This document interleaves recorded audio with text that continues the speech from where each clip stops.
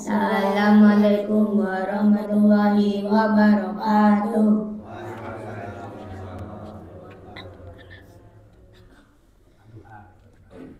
A'udzu billahi minasy syaithanir rajim. Bismillahirrahmanirrahim.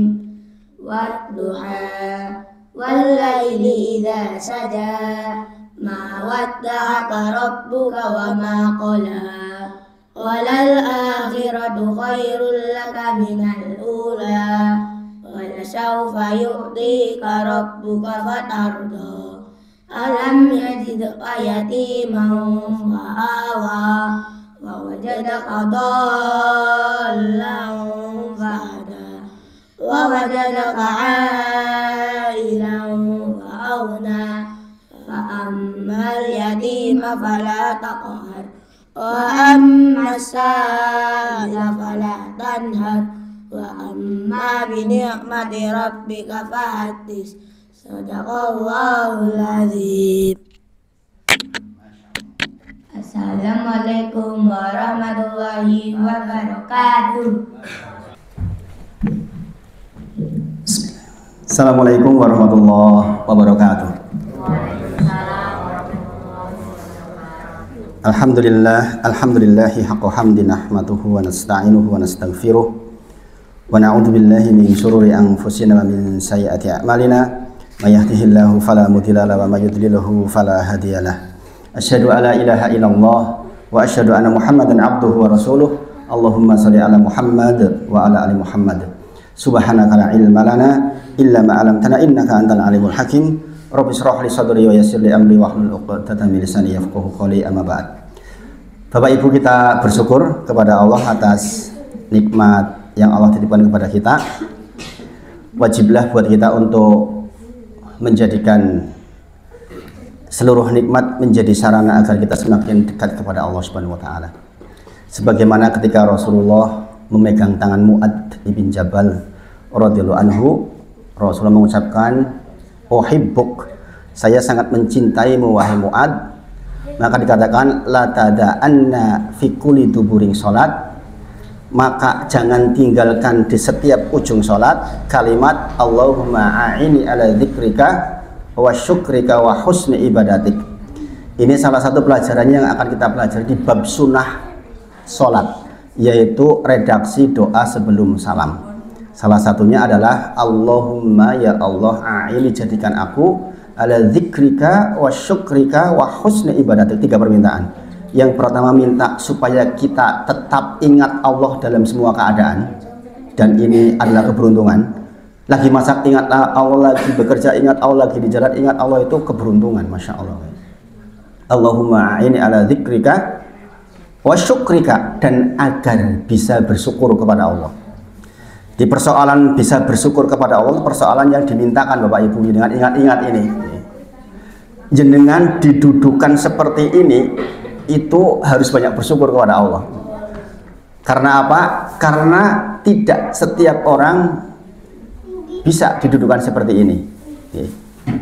Maka sekali lagi, kita bisa bersyukur kepada Allah itu sesuatu yang dimintakan. Yaitu para ulama menyebut maksud syukur diantaranya adalah menampakkan bekas nikmat. Nek sehat ki yo ngaji, itu maksud diantaranya. Nek sehat itu yo beribadah. Nek sehat itu ya sholat malam, itu namanya syukur. Nek punya waktu itu ya bermanfaat, itu syukur. Dan itu dimintakan. Bayangkan kalimatnya, la tada'anna ya Mu'adz fi kulli duburing sholat. Jangan tinggalkan doa ini wahai Mu'adz, karena saya sangat mencintaimu. Kalimat Allahumma a'ini ala dzikrika wa syukrika wa husni ibadatik. Dan ya Allah, saya mohon kepadamu agar diperbaiki terus ibadahnya. Ini penting Bapak Ibu. Kalimat diperbaiki dua hal.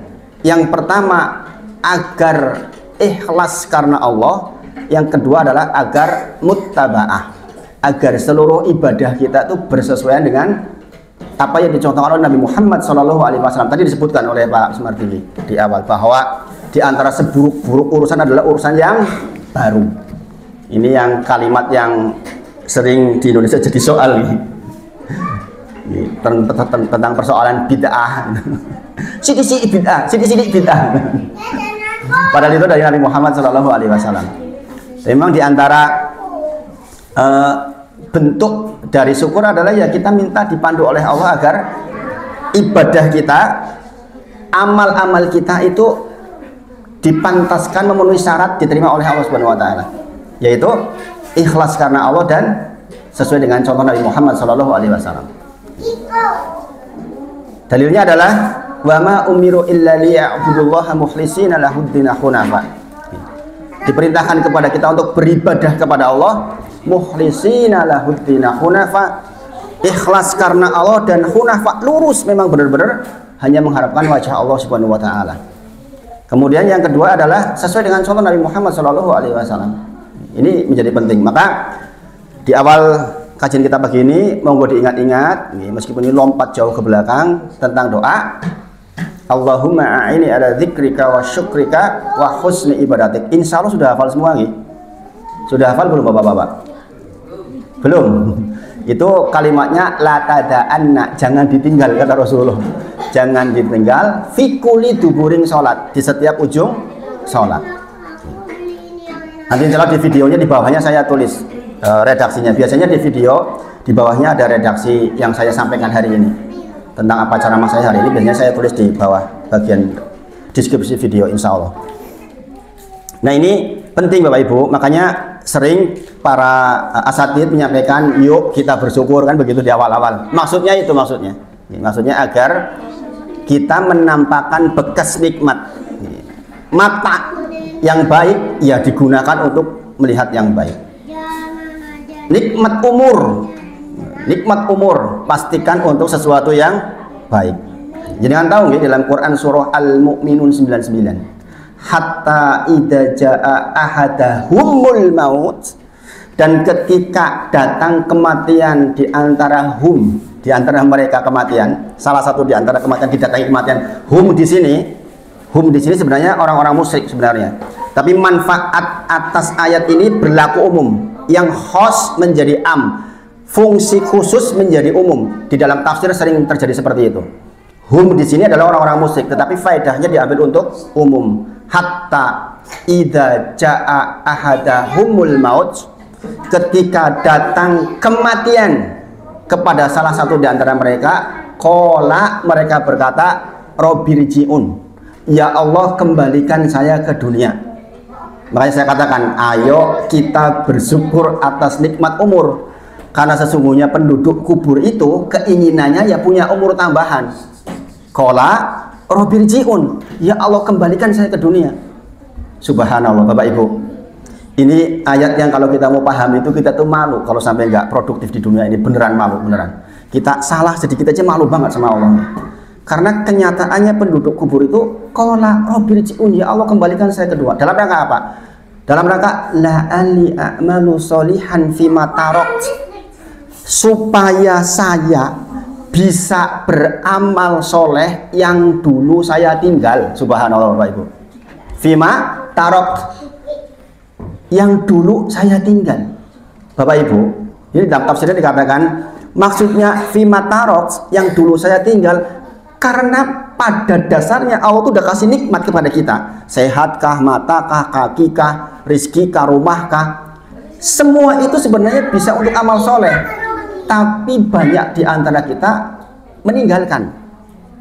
Gini Bang, diberi sehat di malam hari, kita nggak bangun malam, itu yang disesali itu. Yang disesali oleh mereka, ya Allah kembalikan saya ke dunia agar saya bisa beramal soleh terhadap apa yang saya tinggal dulu. Maunya ditinggal bagaimana? Kita sebenarnya mampu Bapak Ibu. Jadi anak sebenarnya mampu bangun malam, gini Bang. Kalau mau memaksakan diri mampu nggak? Duduk seperti ini kalau nggak memaksakan diri ya nggak bisa. Mendengar itu bukan pekerjaan mudah Bapak Ibu, gini Bang. Terusnya ibu-ibu ini yang hobi apa? Kalau ketemu teman-teman mesti ngobrol. Itu mendengar itu bukan sebuah perbuatan mudah. Makanya kalau kita bisa memanfaatkan betul terhadap apa yang fimat taroks, apa yang sebenarnya sering ditinggal orang. Maka itu sangat mereka sesali, sungguh-sungguh sangat mereka sesali. Makanya dikatakan la ali a'malu sholihan fima tarok, agar saya bisa beramal soleh terhadap apa yang dulu saya tinggal. Kata-kata apa yang dulu saya tinggal sakjane isora ditinggal. Jadi dengan sholat duha janjane iso tapi ditinggal. Jadi dengan bisa sedekah janjane iso tapi ditinggal. Jadi dengan bisa berbuat lembut dengan anak, dengan suami janjane iso ini ditinggal. Itu semua yang dikatakan qala rabbirji'un dalam Quran surah Al-Mu'minun ayat 99. Hatta idza jaa ahadahumul maut qala rabbirji'un la ali a'malu sholihan fima tarok. Kata Allah, kala, enggak begitu kata Allah. Innaha kalimatun huwa qailuha. Itu kalimat yang katakan itu bahwa ya Allah kembalikan saya ke dunia, itu cuma kalimat lip sync di bibir saja. Kenapa? Kata Allah, kalaulah pun orang itu dikembalikan ke dunia malas lagi, nggak sholat malam lagi. Saya banyak di antara jamaah yang sesepuan, pensiunan, pejabat. Kalau pakai kegiatannya sepedaan, ya baik-baik saja untuk kesehatan fisik. Ini belum. Mereka cerita, saya kalau nyepeda bisa sekian kilo 3 jam. Mampir di soto ini. Subhanallah. Saya tanya, malamnya jenengan tegak malam nggak? Itu yang akan disesali itu. Dulu janjane iso tegak malam 1/4 jam aja lah. Kenapa orang bisa sepedaan 3 jam kok bangun malam 1/4 jam nggak bisa? Itu yang akan mereka sesali itu. Itu yang mereka sesali, kata-kata fima tarok seperti itu. Subhanallah Bapak Ibu. Maka kita mohon betul kepada Allah agar benar-benar setiap nikmat bisa kita jadikan bekal untuk beramal soleh kepada Allah Subhanahu wa taala. Kala innaha kalimatun huwa qailun, ini sindiran yang keras banget dari Allah. Enggak begitu. Nek kowe tak balik yang dunia ya kaya ngono meneh. Artinya kita nih di dunia, jangan-jangan kita termasuk yang demikian. Subhanallah. Kemudian wa min waraihim barzakhun ila yauma yub'atsun. Sesungguhnya di depanmu ini ada barzakhun, dinding yang tebal, maka dikatakan sebagai alam barzakh. Barzakhun, dinding yang tebal ila yauma yub'atsun, sampai hari dibangkitkan, gak akan bisa balik ke dunia. Ingat Bapak Ibu, apa yang mereka minta yaitu umur, kita sekarang punya. Paham Bapak Ibu nggih? Apa yang mereka minta kita sekarang punya, yaitu bekal umur. Maka jangan sampai umur kita dapat tapi nggak kita syukuri, dan bentuk nikmat bentuk syukur atas nikmat umur, ya jadikan umur produktif dengan kebaikan-kebaikan. Detik demi detiknya kebaikan, entah sedang bekerjakah, entah sedang apapun itu bernilai amal soleh. Kalau tidak, kerugian buat kita. Itu yang dikatakan fima tarok. Dalam Quran surah Al-Mu'minun ayat Al-Munafikun ayat 10 dikatakan melanjutkan kisah ini sebenarnya yang semisal, yaitu ketika wa anfiqu mimma razaqnakum, bersedekahlah dari rezeki yang kami berikan kepada kalian. Ingat, rezeki yang kita miliki dari Allah Subhanahu wa taala. Maka dikatakan wa anfiqu mimma razaqnakum, berinfaklah dari rezeki yang aku berikan kepada kalian. Min qabli ayatiya ahadakumul maut, jangan sampai engkau keduluan kematian. Ketika datang kematian, mereka mengatakan fayaqula rabbi laula akhortani ila ajalin qarib. Ketika datang kematian, mereka mengatakan, ya Allah, tunda sebentar dong, tunda kematian saya sebentar dong, fa asaddaqo, agar saya bisa sedekah, wa aku minas sholihin, dan saya termasuk orang-orang soleh. Bayangin Bapak Ibu, ini menakjubkan ya. Ini menakjubkan, Masya Allah. Jadi kadang-kadang orang kalau sudah tahu tentang syukur, dia mampu mengalahkan dirinya. 55 juta Bapak Ibu, bisa untuk macam-macam dia berikan untuk kegiatan seperti itu. Masya Allah. Ada orang-orang yang diberi rahmat dari Allah sedemikian. Banyak orang kaya, tapi tidak semuanya juga diberi rahmat seperti itu. Kebanyakan dia akan lebih mendahulukan keperluan dirinya. Makanya minta agar kita bisa bersyukur atas nikmat harta itu juga penting Bapak Ibu. Maka sekali lagi doa Allahumma a'ini ala dzikrika wa syukrika wa husni ibadatik, itu pentingnya luar biasa. Ini bukan soal main-main. Coba dengan lihat redaksinya, saya cinta kepadamu Mu'ad, maka jangan tinggalkan doa ini. Masya Allah. Ibu-ibu terutama yang lembut-lembut hatinya, sebelum salam jangan sampai ditinggal bagian itu. Kemudian Bapak Ibu, saya lihat video ke belakang, ternyata belajar sholat kita itu terakhir di bulan Agustus. Setelah itu tentang tasakuran, kemudian terakhir lagi tentang kegiatan harian kita sampai nomor 6. Tentang usul salasa Bapak Ibu, itu saya masukkan ke bagian-bagian. Ini bagian tadi, tentang ini tadi masuk usul salasa sebenarnya tadi yang saya sampaikan. Jadi saya tidak sebutkan satu persatu, khawatirnya jangan bosan. Tapi usul salasanya sebenarnya masuk semua itu ke materi-materi yang saya sampaikan. Dan waktu itu terakhir belajar tentang sampai ke ruku. Ini pentingnya video ini, pentingnya video jadi tahu ke belakang. Nah sekarang karena kita mulai lagi bab sholat, saya ulang ya sedikit ya. Saya ulang biar jenengan ingat lagi. Dari mulai bab niat, Mudah-mudahan ibu-ibu masih ingat. Biasanya ibu-ibu mau punya catatan ya. Bab niat sebagian ulama memasukkan ke rukun, sebagian memasukkan ke syarat. Jadi jangan bingung. Kalau ada yang mengatakan syarat sholat diantaranya niat, ada yang berpendapat seperti itu, diantaranya mazhab Hambali. Tapi ada yang memasukkan niat ke bab rukun. Berarti saderenge berdiri itu niat menjadi rukun pertama di mazhab sebagian besar mazhab Syafi'i. Jadi kalau ada hal perbedaan seperti ini, jangan nggak usah bingung dan jangan menyalahkan satu dengan yang lain, karena dua-duanya benar. Ini dua-duanya benar. Nah kita bacakan lagi nih, hari ini khusus membacakan ulang sepertinya nih, karena sudah lama sekali untuk bab sholatnya. Jadi bagi yang memasukkan bab niat sebagai syarat, berarti dia harus ada sebelum berdiri. Sebelum kita berdiri menghadap kiblat, harus sudah hadir niat. Sebelum sholat, niat di hatinya untuk melakukan sholat yang hendak dilakukan. Nanti kita bahas sedikit ya, insya Allah tentang niat. Secara bahasa, niat berarti keinginan hati untuk melakukan suatu amalan. Keinginan hati untuk melakukan suatu amalan. Apa?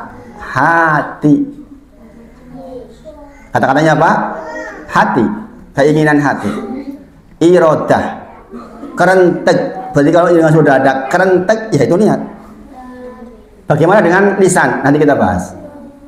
Apakah harus usoli? Kita bahas. Kadang-kadang ada orang yang enggak mantep, pokoknya kalau enggak pakai usoli, saya tetap usoli. Nanti kita bahas. Apakah itu keliru atau tidak? Kita bahas. Di TPT kan diajari begitu nggih. Ini Bang nggih. Anak-anak kita kan diajari seperti itu. Makanya kita saja yang udah dewasa kadang-kadang pakai itu kadang-kadang. Kan udah biasa dari kecil. Usoli fardhu duhri gitu kan. Ya enggak? Nanti kita bahas bagaimana secara hukum. Secara syar'i adalah ketetapan hati untuk melakukan ibadah dalam rangka mendekatkan diri kepada Allah Azza wa Jalla, mencari ridho dan pahala. Jadi Bapak Ibu, niat sholat di dalam 3 kerangka ini, yaitu dalam rangka mendekatkan diri kepada Allah, yang kedua mencari ridho Allah, yang ketiga mengharapkan pahalanya. Itu saja. Jadi jenengan sholat kalau keluar dari niat itu berarti jenengan udah melebar kemana-mana, nggak jelas. Sholat panjenengan dalam rangka apa? Memang dalam rangka mendekatkan diri kepada Allah Subhanahu Wa Taala. Oh nggih, bulan lalu salah seorang jenengan apa nggih Ibu yang tentang doa untuk anak, doa untuk anak. Saya sampaikan nggih bahwa ini ada pertanyaan Bapak-bapak Ibu nggih. Pertanyaan tentang bagaimana doa untuk anak. Doanya sebenarnya umum nggih. Yaitu Robbi habli minas sholihin, doanya umum. Tetapi ada amalan khusus agar anak kita insya Allah soleh, yaitu dengan menaburi istighfar yang banyak. Itu sebenarnya ya, dengan menaburi istighfar yang banyak. Saya lupa mau WA kan dengan Pak Sumarti. Baru ingat tadi, ketika mau kesini lagi baru ingat. Oh dulu ada yang tanya ini. Jadi banyakin istighfarnya. Pokoknya kalau anak-anak kita punya problematik, termasuk banyak sakitnya, jadi masih ingat Quran surah Hud ayat 52. Quran surah Hud ayat 52. Kalau jenengan lihat tafsir Kemenak, tafsir Kementerian Agama Republik Indonesia. Dikatakan di situ yang namanya istighfar itu pangkal semua kebaikan di dunia dan di akhirat. Termasuk diantaranya adalah jiwa dan raga. Disebutkan di situ pangkal kebaikan dunia akhirat dan kebaikan jiwa dan raga. Berarti kebaikan hati anak kita juga sangat bergantung kepada jumlah istighfar yang kita taburi ke anak-anak kita, Bapak Ibu. Kesehatan anak-anak kita juga sama. Musim seperti ini kita tahu nih, banyak sekali yang sakit. Banyakin istighfar tuh. Banyakin istighfar. Makanya penting untuk membuka kembali tentang faedah istighfar yang 13 itu. Di antaranya adalah meningkatkan kebaikan jiwa raga kita. Jadi itu Ibu yang bertanya, mudah-mudahan nanti bisa diamalkan. Doanya tetap sama, Robbi habli minas solihin, tapi banyakin istighfar. Kemudian kitanya orang tuanya berusaha untuk soleh. Kita orang tuanya berusaha untuk soleh. Karena asalnya kesolehan orang tua itu insya Allah memancing kesolehan anak-anak kita. Nek pengen anak rajin yang masjid ya kita ke masjid, kira-kira gitulah. Bagi kita nyuruh anaknya masjid deh. Sampean masjid berapa orang? Wagumen gitu. Gini Bang. Nah kitanya soleh. Baik, dilanjutkan nih, ketetapan hati untuk melakukan ibadah. Jadi yang namanya niat itu adanya di hati. Ini saya ulang lagi nih, penting nih. Dan niat ini sebagian mengatakan merupakan syarat sholat, sebagian mengatakan merupakan rukun sholat. Dua-duanya diterima.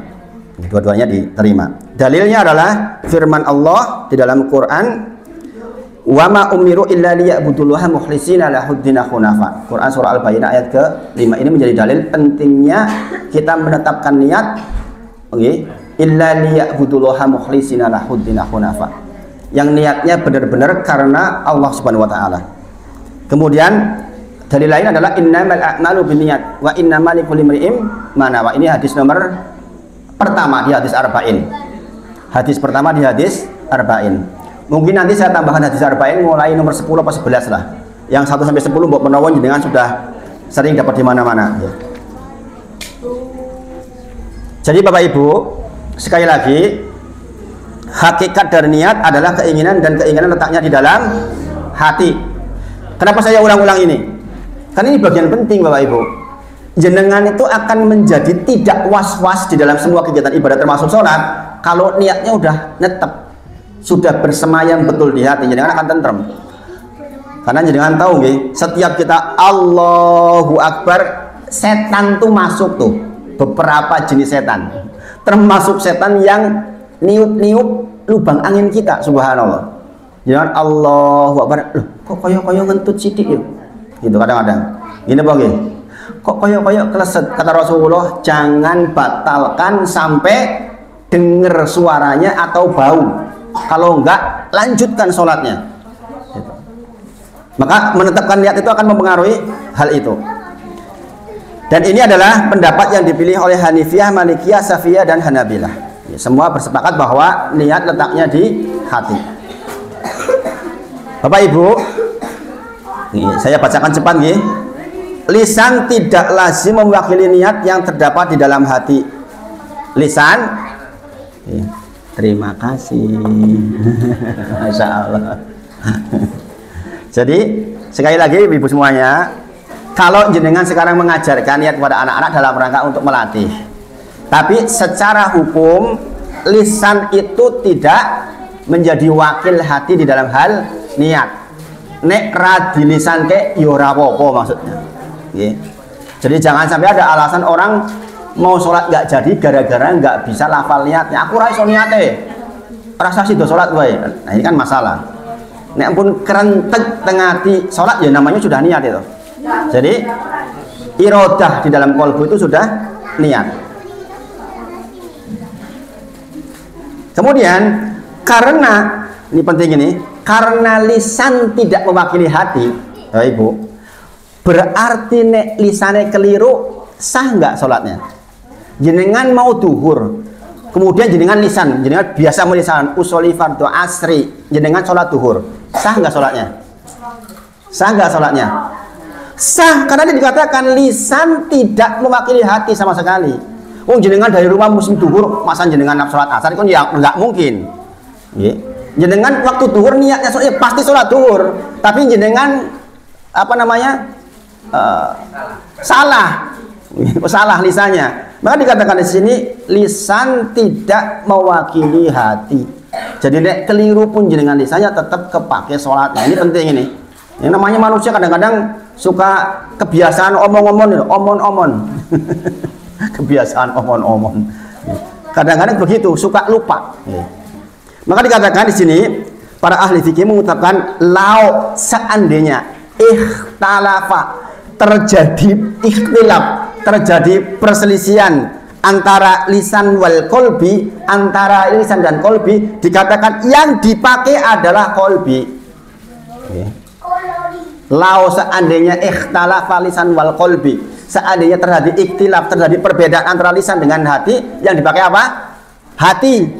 Hatinya yang dipakai. Jadi kerentek di hati itu yang dipakai.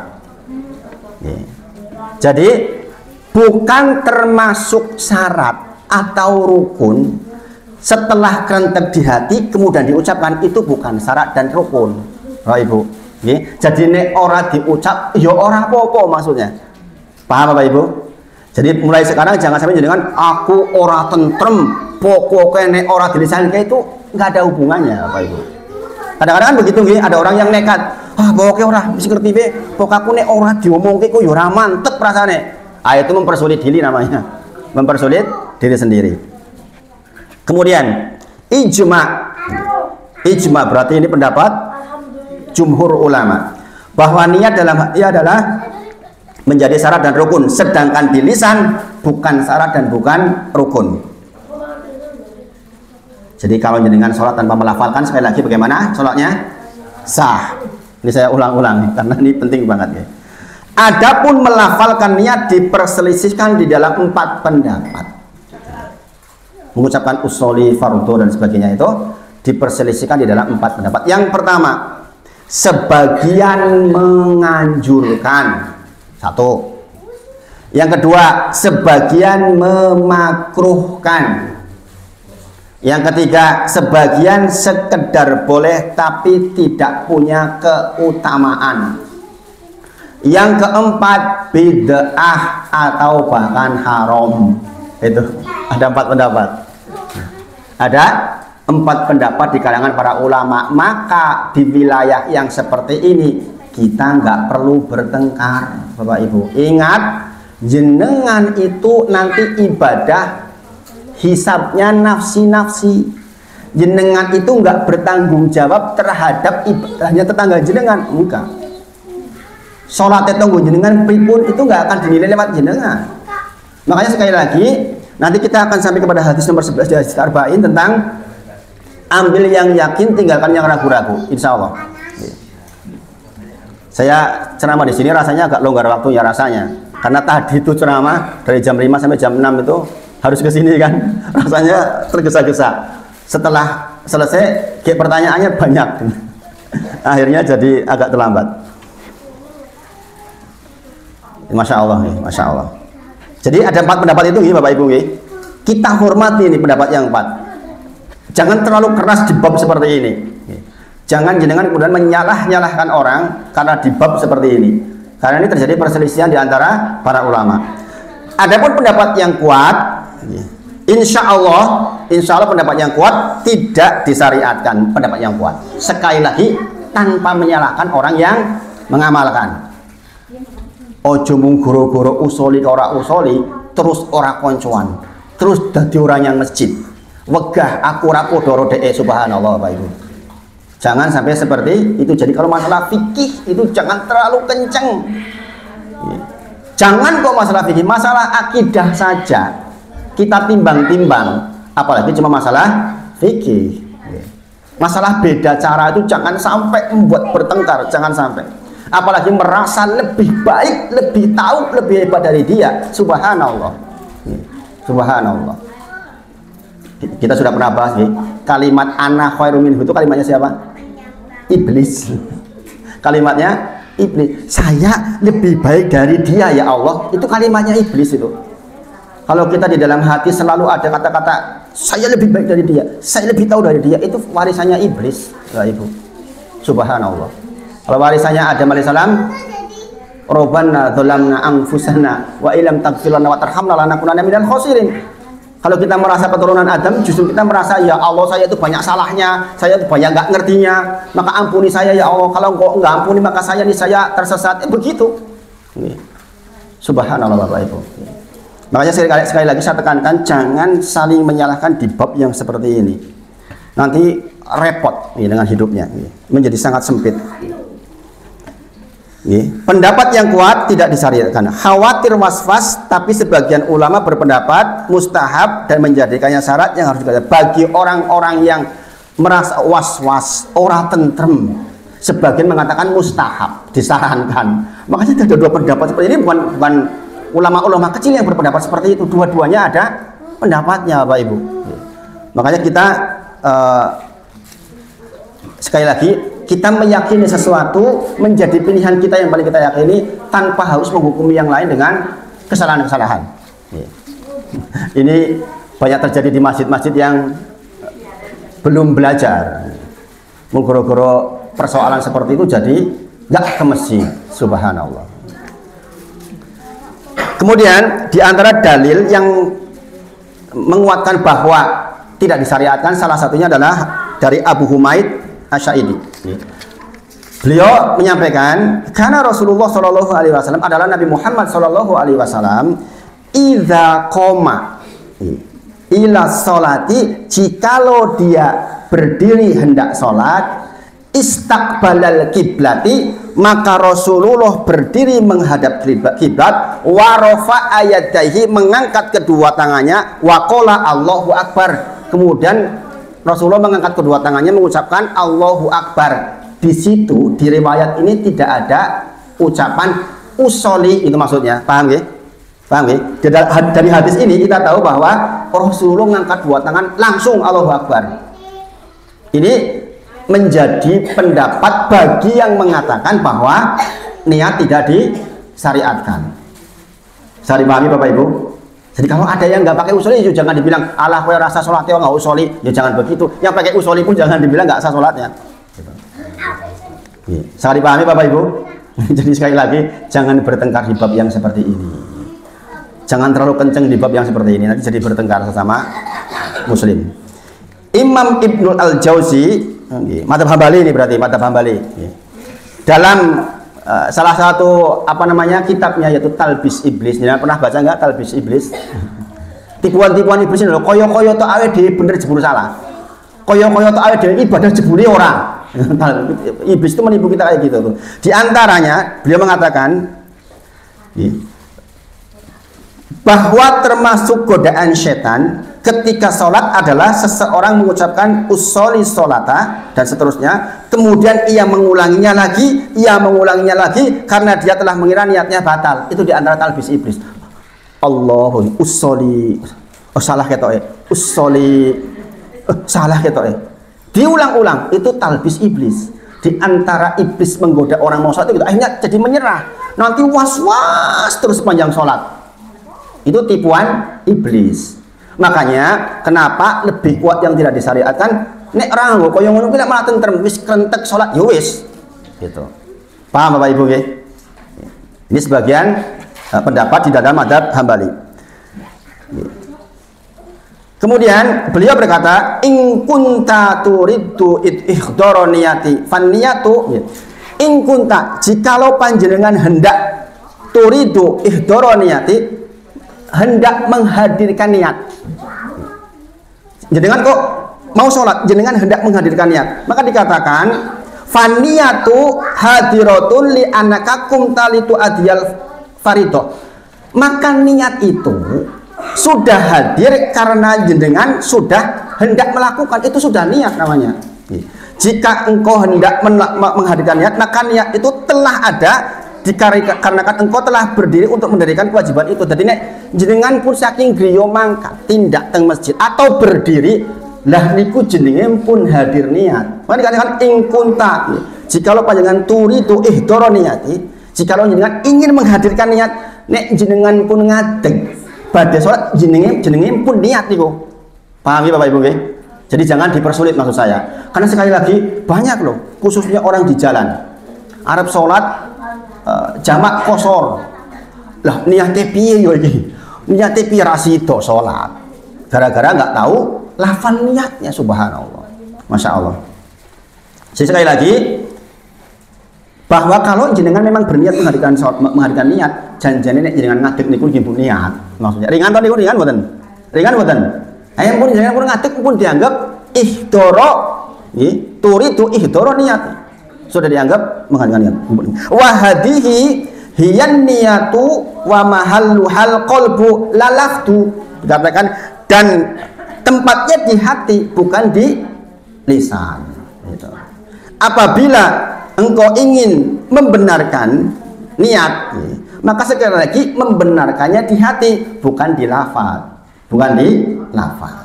Ini jelas banget. Jadi dengan sholat tentrem, karena penting banget ya Bapak Ibu. Jenengan keliru di bab niat ini nanti sholat enggak tentrem, sampai selesai itu enggak tentrem, karena pasukan setan itu banyak banget masuk nih. Begitu jangan sholat itu banyak sekali jenis yang masuk ke kita, termasuk diantaranya tadi yang nyebul itu. Nyebul lubang angin kita tuh sebul Bapak Ibu. Ini jenengan sesepuan seumur saya aja udah kok. Udah belum Pak. Kalau Allah kan, kok koyo kleset sidik yo. Kok koyo ngentut yo. Iya enggak? Kadang-kadang begitu itu. Itu perbuatan setan, memang begitu, memang disuruh. Ini penting, makanya kalau niatnya dengan udah kuat, mantep. Kemudian sebagian ulama madzhab kami berkata, wa min ashabina mangkola, berniat dalam hati dan mengucapkannya dengan lisan tidaklah dibenarkan karena niat adalah keinginan yang bertemu dalam hati. Sebagian ulama mengatakan tidak benar nek dilafadzkan. Ibu-ibu jangan patah semangat, yang di TPQ lagi ngajari usoli, ajari aja dulu, tidak apa-apa. Kan itu di turjuman ya, itu pakai diartikan barang kok itu dan lain sebagainya. Sementara seperti itu nggak masalah. Jangan kemudian jenengan langsung hukumi bid'ah. Meskipun sekali lagi ada ulama yang berpendapat bid'ah bahkan haram, kita juga hormati yang seperti itu. Kita juga hormati yang seperti itu. Saya tambahkan kepada panjenengan satu hadis nih, hadis arba'in insya Allah. Saya mulai dari hadis nomor 11 nih. Saya lupa di sini, saya nyinggung sampai hadis berapa saya lupa. Ini kita mulai lagi nanti ke depan. Setiap kali pertemuan saya tambah satu deh insya Allah. Mudah-mudahan bisa membantu. Jadi bab sholat kita ini jam berapa Pak nih Pak? Sudah lewat 1 jam loh Pak? Belum toh? Belum lagi. Masih tahan ibu-ibu nih?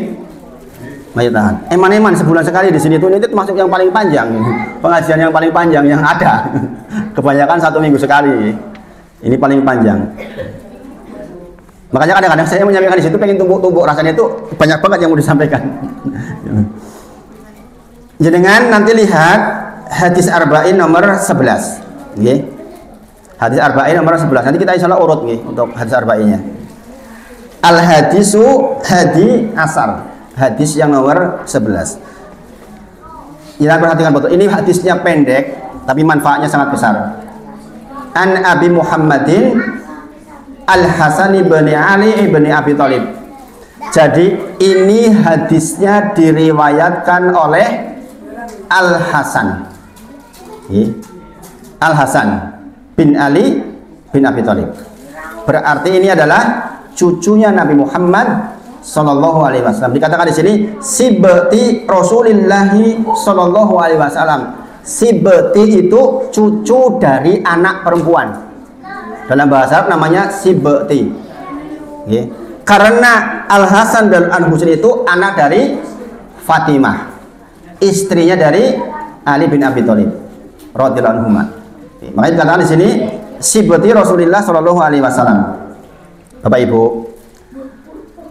Al Hasan ini punya banyak keistimewaan. Sampai Rasulullah menyebutkan, ya Allah sesungguhnya saya sangat mencintai anakku ini, Al Hasan, maksudnya cucunya. Maka ya Allah cintai dia. Dan orang-orang disuruh mencintai Al Hasan. Barang siapa yang mencintai Al Hasan, maka Allah mencintai orang tersebut. Istimewa betul itu. Istimewa. Makanya mempelajari sejarahnya Al Hasan radhiyallahu anhu itu penting banget. Dan beliau inilah yang meriwayatkan hadis ini. Kata beliau, Qala hafidtu min Rasulillah sallallahu alaihi wasallam. Saya menghafal kalimat dari Nabi Muhammad sallallahu alaihi wasallam. Kalimatnya adalah ini. Ini hadisnya. Ini hadisnya adalah da ma yaribuka ila ma la yaribuk. Artinya apa? Artinya adalah tinggalkan yang meragukanmu lalu ambillah yang tidak meragukanmu. Pendek mau pendek itu. Da ma yaribuka ila ma la yaribuk. Tinggalkan yang meragukanmu dan ambillah yang engkau tidak ragu-ragu, atau ambil yang yakin. Pendek sekali kan itu, gampang dihafal kan itu. Anak-anak kita kan menghafal begini nih. Yang di HP itu semuanya hafal. Kalau nggak keliru, kelas 1 udah selesai kalau nggak salah. Kelas 1 udah selesai hadis yang 42 itu. Kemarin saya waktu Aisyah pulang juga sudah sampai hadis nomor 15 sama ini. Jadi cepat, sudah hafal. Dikatakan rawahu Tirmidzi, diriwayatkan oleh Imam Tirmidzi dan diriwayatkan oleh Imam Nasai. Wa qala Tirmidzi, dan berkata Imam Tirmidzi, hadisu hasanun sahihun, dan ini adalah hadis yang hasan sahih. Sahih bisa dipakai oleh kita di dalam kehidupan kita sehari-hari. Nah, Bapak Ibu, kita lihat. Setiap kita mempelajari hadis, pasti kita mempelajari siapa perawinya. Maka sekali lagi, tolong sempatkan waktu untuk mempelajari sejarahnya Al Hasan bin Ali. Jangan tahu nggih, salah satu firqah yang sangat kerusakannya luar biasa itu Syiah Rafidhah yang menuhankan Husain, adiknya Hasan bin Ali. Yang mengatakan Abu Bakar laknatullah alaihi. Aisyah di neraka jahanam, itu Syiah itu, subhanallah. Itu bersandar kepada adiknya Al Hasan. Makanya mempelajari tentang kisahnya Hasan dan Husain itu menjadi penting. Menjadi penting. Dikatakan kata Rasulullah, Al Hasan wa Husain, Hasan dan Husain sayyidi sababa ahlil jannah. Mereka adalah pemimpin pemuda para penduduk surga. Orang bertanya mungkin, memangnya di surga ada pemudanya? Di surga kan umurnya sama, yaitu ketentuan tersendiri. Nanti ada pembahasan tersendiri. Yang jelas dua orang ini adalah orang yang utama di kalangan penduduk surga. Secara khusus Al Hasan bin Ali, nah ini yang salah satu hadis yang sangat utama, beliau mengatakannya intinya begini, sesungguhnya anakku ini Al Hasan adalah seorang sayyid, seorang pemimpin. Dengannya Allah akan mendamaikan dua kelompok yang bertikai dari umatku. Semoga Allah memperbaiki lewatnya dua kelompok besar itu. Bapak Ibu, ini nubuah. Kalau Rasulullah sudah ngendiko, itu pasti terjadi karena itu wahyu. Masih kecil Hasan dikatakan sesungguhnya anakku adalah pemimpin sayyid. Kemudian darinya lah Allah akan menjadikan jalan tengah pertikaian dua kelompok besar. Jangan tahu setelah Ali selesai, ya kan, kepemimpinan kaum muslimin jatuh kepada Al Hasan. Tetapi ada kelompok yang tidak setuju, yaitu kelompoknya Muawiyah bin. Ini pula yang dikatakan oleh orang-orang yang nggak suka sama Islam. Tuh Islam tuh dari dulunya memang juga suka bertengkar. Ini harus hati-hati. Makanya saya katakan belajar tentang Hasan dan Husain itu penting untuk tahu sejarahnya ini loh. Mereka bukan dalam rangka bertengkar seperti yang dimaksud orang-orang zaman sekarang yang untuk menghina Islam, bukan. Gara-gara Muawiyah bertengkar dengan Ali, sehingga dianggap rak bener. Padahal Muawiyah itu sekretaris Nabi Muhammad SAW, dua-duanya orang mulia. Maka peperangan di zaman itu jangan kemudian ditarik seperti peperangan zaman sekarang. Maka sekali lagi, barang siapa yang mencintai Al Hasan, Allah cinta sama dia karena memang membawa pelajaran-pelajaran besar di dalamnya, Bapak Ibu. Maka nanti anak-anak di sini dibacakan kisahnya Al Hasan. Jadi bukan hanya kisah zaman sekarang toh. Ketika terjadi perselisihan itu, Hasan mengatakan, sudah, saya serahkan kepemimpinan ke Muawiyah saja. Makanya Bapak Ibu sekarang lagi musim seperti ini, sekarang lagi musim pilpres, jangan bertengkar gara-gara berbeda pilihan tuh. Contohnya yang sudah di tangannya jadi kasih ini nggak apa-apa, kok kita yang dibawa ribut-ribut. Kemudian di dalam riwayat tadi dikatakan, ya Allah, sesungguhnya aku mencintainya, maka cintailah ia dan cintailah orang yang mencintainya. Ini doa dari Nabi Muhammad SAW. Barang siapa yang mencintai Al Hasan, maka Allah cinta kepada dia. Bapak Ibu, berikutnya apa faedah yang bisa kita ambil dari hadis tadi? Pertama, pentingnya menjauhi subhat menuju yang jelas, dan inilah yang disebut dengan istilah warok. Bapak Ibu, ini penting.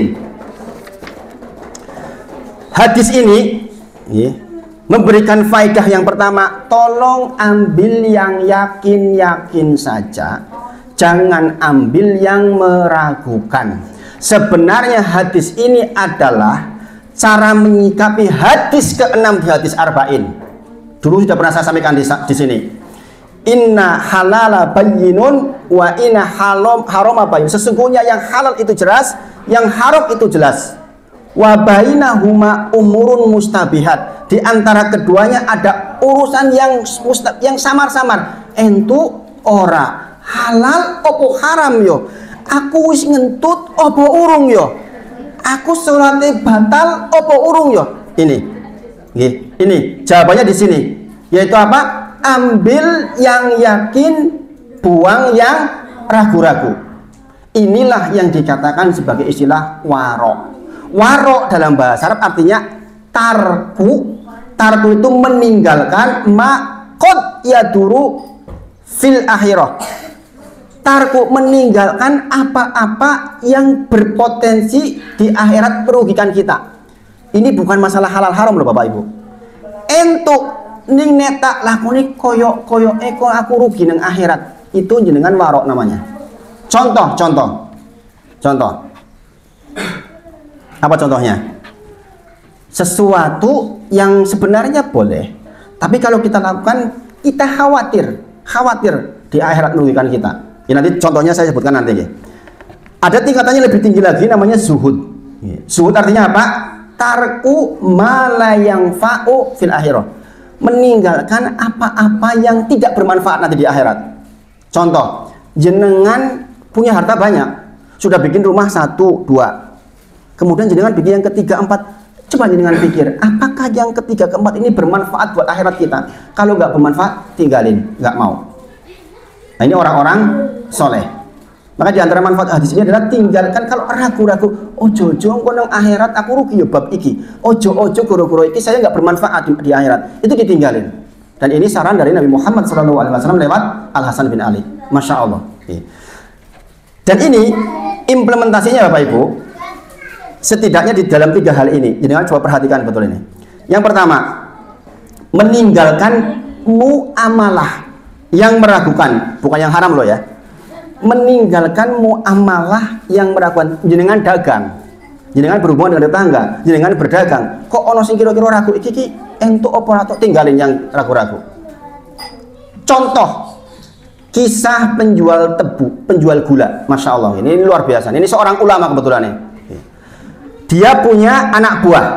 Anak buahnya orang kampung. Datang ke dia, bos. Ini di kampung tebu tuh gagal panen. Tebu gagal panen. Cek tuku gula. Sebab nanti akan naik harga gula.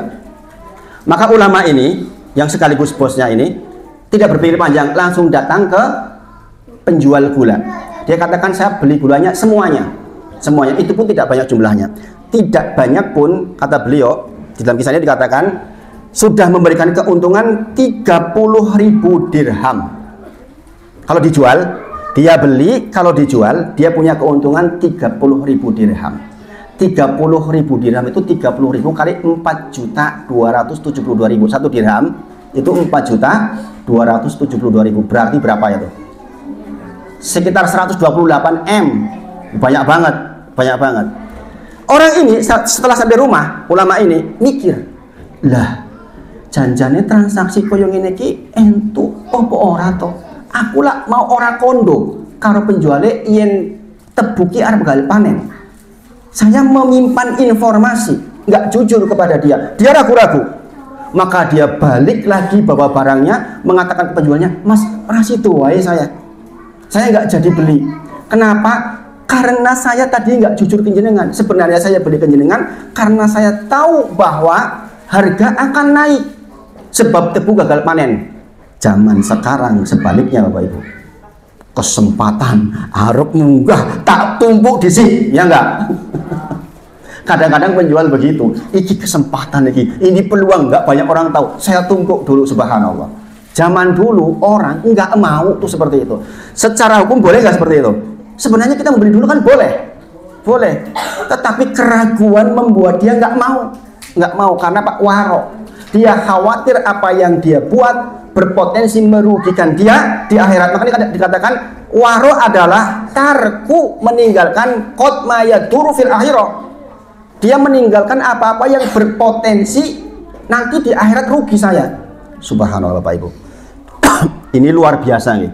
Coba kalau kita bisa seperti ini zaman sekarang. Nah, itu juga salah satu ciri mengupayakan anak soleh, Bu. Kita memasukkan makanan ke anak kita yang begini-begini ini loh, yang nggak meragukan pokok sing benar-benar halal, itu yakin kita akan dibantu oleh Allah punya anak-anak yang soleh. Ini bagian penting. Karena zaman seperti sekarang ini orang mengatakan halal mas, golek sing halal, sing haram rebutan. Subhanallah. Kadang-kadang begitu. Sing haram rebutan, golek sing halal, mbahmu. Subhanallah. Kadang-kadang ada yang bicara seperti itu. Padahal orang zaman dulu sudah di tangannya dikembalikan gara-gara ragu-ragu. Gara-gara dia nggak menyampaikan apa yang sesungguhnya. Kemudian kisah yang kedua, Hajat bin Dinar. Hajat bin Dinar mengirim seseorang ke Basrah untuk jual barang. Kalimatnya begini, kowe tekan Basrah, tolong jual barangmu hari itu dengan harga hari itu. Ternyata anak buahnya setelah sampai ke Basrah mendapati barang yang dijual itu sedikit jumlahnya, lagi sedikit di masyarakat itu. Jadi nggak tahu nih, kalau sedikit barang banyak permintaan berarti harga naik. Maka dia tahan 1 pekan, ben tambah munggah. Informasi itu kemudian diterima oleh Hajat. Dikatakan oleh Hajat apa? Tolong hasil penjualanmu sekarang diinfakkan seluruhnya tanpa dibawa pulang. Karena Pak, dia khawatir dia menunda barang yang seharusnya dijual pada waktunya, kemudian ditunda menumpuk sehingga harganya naik, nggak mau pakai. Kehati-hatian, khawatir perbuatan itu nanti di akhirat merugikan. Tarku qad ma yaduru fil akhirah. Bayangin Bapak Ibu, di zaman sekarang malah golek-golek gitu. Golek-golek mumpung lagi kayak gini, tak tando di sini. Kemudian ini Bapak Ibu, jenengan semangatlah di dalam mencari penghidupan yang halal, yang benar-benar halal. Inilah keberkahan hidup kita. Jangan perhatikan dari hadis sedikit ini, kalau ini praktekkan dahsyatnya luar biasa. Bayangkan, Yazid bin Zuraid itu punya warisan 500.000 dirham. Berapa itu?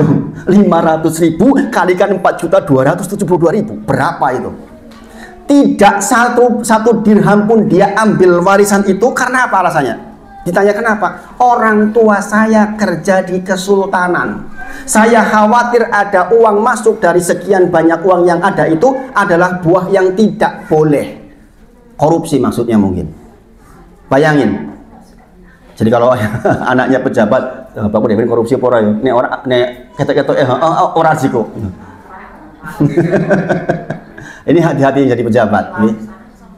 Bayangkan 500.000 dirham. Nggak diambil sedikit pun karena Pak Waro. Ini diantara buah pemahaman dari qawaid, ambil yang yakin, tinggalkan yang meragukan. Sedemikian para ulama menyebut. Kemudian yang kedua, Bapak Ibu, meninggalkan perselisihan ulama. Jikalau jenengan menemui dua seperti tadi masalah niat, ada dua perbedaan pendapat yang dua-duanya ulama yang sebutin. Yang dua-duanya ulama-ulama yang hebat yang menyebutkan. Dan kita tahu ulama nggak satu, ulama itu banyak di dunia ini. Jangan pernah berpikir bahwa ulama itu cuma satu golongan saja, enggak. Ulama itu sangat banyak.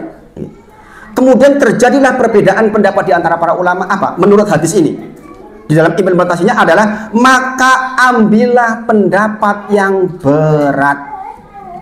Paham Bapak Ibu? Karena apa? Kalau yang berat berarti saya yakin, nggak ragu-ragu maksudnya. Contoh. Mohon maaf, yang masih ngerokok misalnya, yang masih ngerokok, jangan protes, Ini hanya menyampaikan informasi saja. Ada yang masih ngerokok? MUI mengatakan haram. Al-Azhar mengatakan haram. Tarjih Muhammadiyah mengatakan haram. Basil Masailnya NU makruh. Jadi kalau ada yang makruh, ya saya pakai Basil Masail NU. Ngerokok makruh. Nah, menurut hadis ini dengan fawaid yang disampaikan maka ambil yang haram, lebih hati-hati itu maksudnya. Kecuali dengan yakin kok, yakin iki halal. Ya terserah. Makanya hadis ini tuh subjektif. Selesai saya menerangkan hadis ini, seorang dokter tanya ke saya langsung, Ustadz, berarti hadis tadi itu subjektif dong? Subjektif tahu gak? Berlaku untuk masing-masingnya. Iya jawabannya. Bagi sebagian orang karena ilmunya sudah sampai, bisa jadi udah yakin betul bahwa itu halal. Sebagian yang lainnya ragu-ragu, halal opo haram, halal opo haram. Jikalau terjadi halal opo haram, ragu-ragu, ambil yang berat. Maksudnya paham Bapak Ibu? Paham ya? Jadi kalau jenengan ketemu hukum kok kira-kira, satunya kok agak bermudah-mudahan, satunya agak berat, ambil yang berat. Supaya apa? Supaya kita selamat di akhirat. Paham Bapak Ibu? Kemudian yang ketiga, hadis ini sekaligus menjadi satu di antara 5 kaidah besar pokok di dalam Islam. Di dalam agama kita ada 5 kaidah pokok. Di antaranya adalah al-yakin la yazulu bisyak. Yang yakin tidak digugurkan oleh yang ragu-ragu. Paham Bapak Ibu? Contoh, mau sholat jenengan. Aku wis wudu opo urung yo? Apa yang jenengan lakukan? Wudu. Kenapa? Yang yakin tidak dikalahkan oleh yang ragu-ragu. Nih jenengan wis wudu lah, jenengan pun yakin. Aku wis wudu kok. Sudah nggak ada ragu-ragu kan? Paham Bapak Ibu? Kemudian jenengan Allahu Akbar. Kleset koyo ngentut. Jenengan batal apa lanjutkan? Batal apa lanjutkan? Kleset koyo ngentut. Kleset koyo ngentut kan ragu-ragu. Jenengan yakin kan sudah wudu. Gini apa nggih? Berarti asalnya jenengan itu yakin, jenengan nggak batal. Karena yakin nggak? Kenapa? Jenengan akan yakin batal kata Rasulullah ketika sudah dengar sautu, sudah terdengar suaranya tut. Nah itu baru yakin. Atau tiba-tiba ambune. Nah itu udah yakin. Maka dikatakan kalau belum dengar, kalau belum bau, ya masih ragu-ragu namanya. Ragu-ragu tidak mengalahkan yakin. Ini akan tentrem jenengan sholatnya. Kleset ora. Rasulullah kodone urung mambu ora. Nah, ini kan dari hadis ini diturunkan dari hadis ini. Al yakin la yazulu bisak. Yang yakin itu enggak digugurkan oleh yang syak, oleh yang ragu-ragu. Nah, ini hadis pendek, tapi masya Allah kalau kita praktekkan luar biasa. Jadi bisa diperhatikan sejak dari niat sholat kita. Nah itu yang disampaikan pagi ini. Mudah-mudahan bermanfaat. Kalau ada 1-2 pertanyaan, monggo. Saya akhiri dulu dengan akhir da'wana alhamdulillahirabbil alamin. Assalamualaikum warahmatullahi wabarakatuh.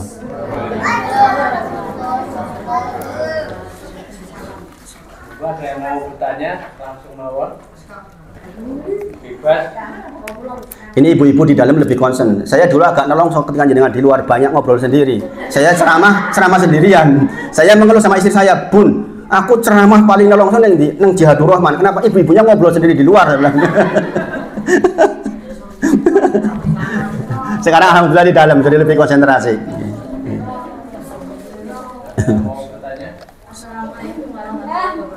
Waalaikumsalam warahmatullahi wabarakatuh. Pemilu ya. Iya.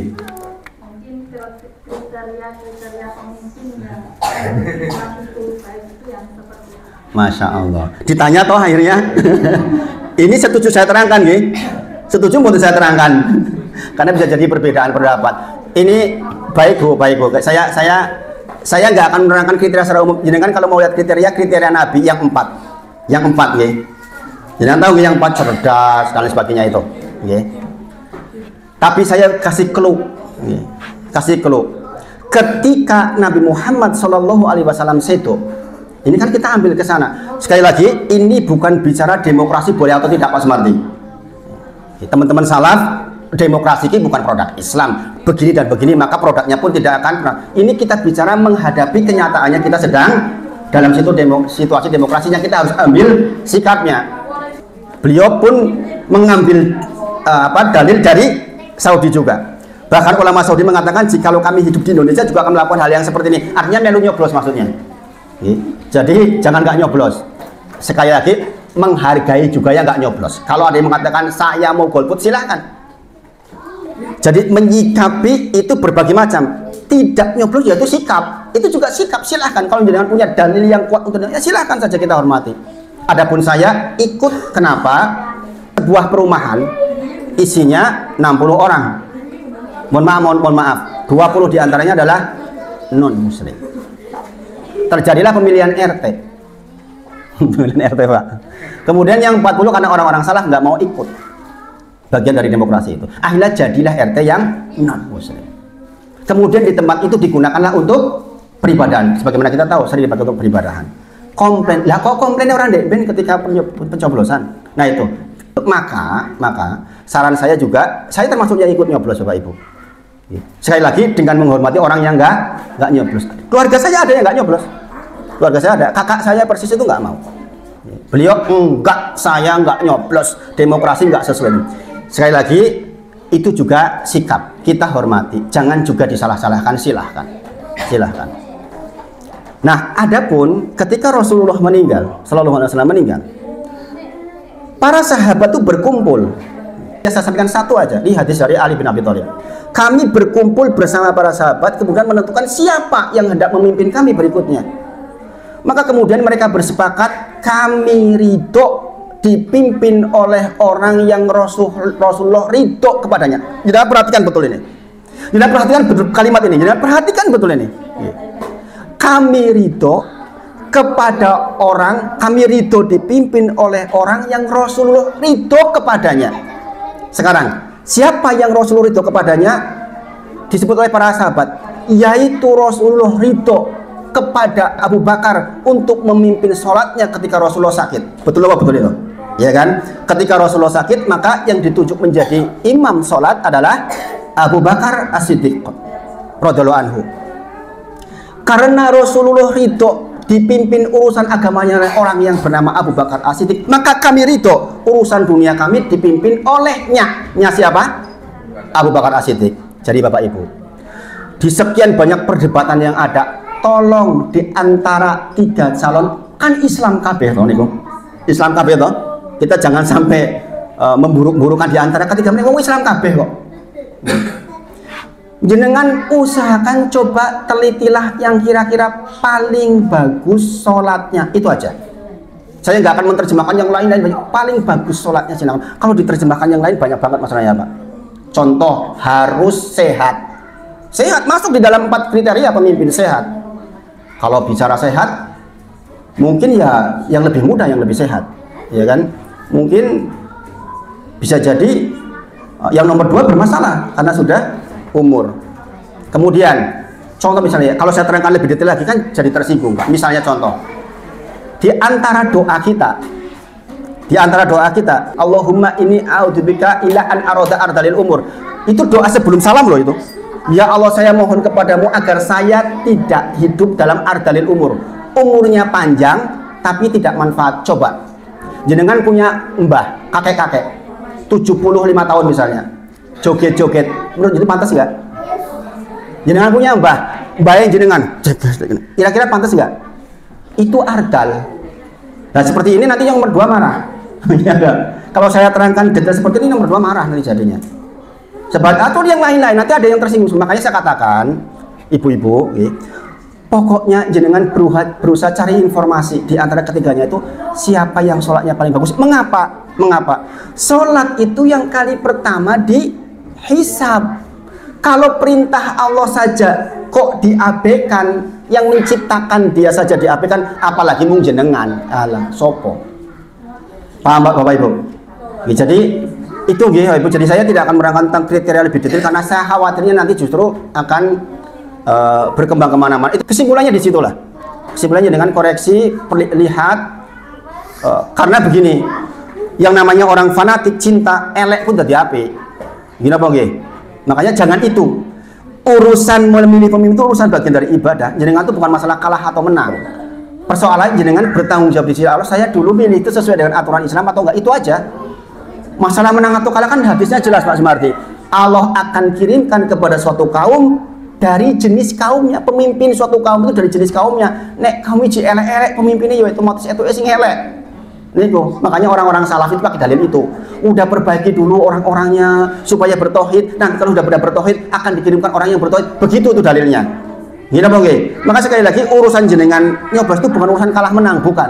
Urusan saya sedang beribadah kepada Allah atau tidak. Jangan saya karena belain kelompok, saya karena belain partai. Jangan itu. Jenengan nggak akan dapat pahala karena itu. Dan hadisnya banyak. Jangan kok masalah coblosan. Orang berjihad di jalan Allah gara-gara belain kelompoknya nggak masuk surga loh. Belain kelompoknya. Subhanallah. Itu ibu nggih. Jadi jenengan nanti lihat-lihat di antara mereka yang kira-kira sholatnya bagus itu yang mana. Kalau saya kebetulan saya juga dulu aktivis 98. Saya itu aktivis 98 dulu. Sehingga saya banyak dapat informasi tentang aktivis sebelumnya. Kan kebetulan yang dua dari UGM nih. Yang dua dari UGM. Jadi saya sedikit banyak tahu tentang sejarahnya. Sehingga saya memilih dengan pilihan yang insya Allah mudah-mudahan bisa dipertanggungjawabkan di sisi Allah. Itu oke. Ada lagi? Nggih. Ini yang ingin saya tanyakan masih tadi. Bagaimana kita mendahulukan jika kita berkorban tetapi kita masih punya hutang. Jadi karena saya sendiri itu masih ragu. Jadi saya karena orang berhutang itu kan mungkin salah satunya kebutuhan ya. Iya. Tetapi di salah satu sisi ingin berkorban, tetapi di sisi lain kita punya hutang. Mana yang kita dahulukan? Apakah membayar hutang kita dulu atau kita berkorban tetapi kita masih punya hutang? Baik. Ini memang rinciannya agak panjang lebar nih. Tapi secara singkat gini, kita lihat jenis hutangnya. Misalnya hutang berjangka yang jenengan sudah bisa ngangsur dengan penghasilan panjenengan yang sudah tetap. Misalnya seorang pegawai negeri punya penghasilan sekian juta. Kemudian jenengan memang sudah punya angsuran kepada yang bersangkutan itu. Berarti jenengan punya statusnya punya hutang. Mungkin 10 tahun hutangnya, ya enggak? Karena memang jenengan sudah mengikatkan diri untuk membayar hutang selama 10 tahun. Maka pada posisi seperti itu jenengan tetap korban. Tetapi kalau misalnya satu-satunya yang saya bisa membayar uang itu adanya dari penghasilan yang saya ada itu yang harus untuk korban, maka mendahulukan bayar hutang lebih utama. Tapi begini, misalnya hutangnya 300 juta, kan nggak berbanding dengan korban yang 3 juta. Jadi maka sekali lagi ini kembali ke jenis hutangnya seperti apa. Kalau jenengan nunggu 300 jutanya selesai, jangan-jangan sampai mati belum selesai, jenengan nggak pernah korban.